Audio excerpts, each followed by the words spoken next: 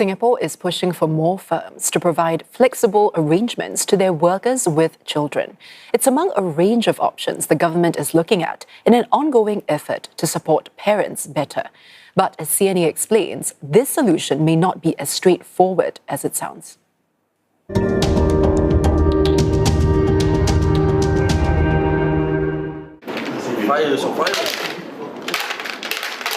What if the key to making parenthood easier is simply having more control over your time?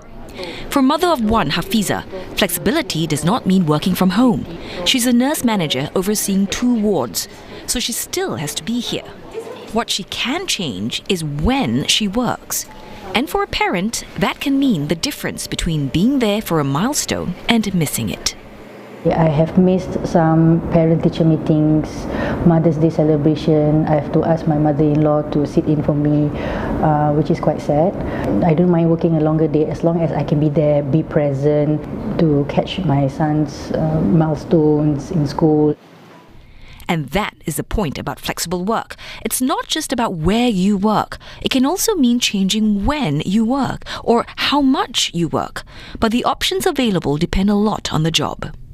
In insurance, most firms offer at least one type of flexible work arrangement. In manufacturing, it's about 6 in 10. In land transport, fewer than half do. Across Singapore, about 2/3 of businesses offer at least one form of flexibility. The bigger question is whether that flexibility can make parenthood feel more manageable. An NUS study tested 3 types: reduced working hours, flexible schedules, and flexible workplaces. For women, all 3 significantly increased their intentions to have children. For men, only one did, working fewer hours. I think for men, simply being allowed to work from home or shift their hours, may not change the equation so much, because they may still do the same amount of work or even potentially use that flexibility to work even more. Because flexibility only helps if people feel able to use it. If working differently means being seen less, parents may worry they are also being overlooked. A lot of times there are women who have shared with me, because they are out of sight as well. So sometimes they do feel like they get forgotten when it comes to promotions. You see less of the boss, right? You see less of the supervisor. So they do tell me, I think there is some impact, even if it's not deliberate.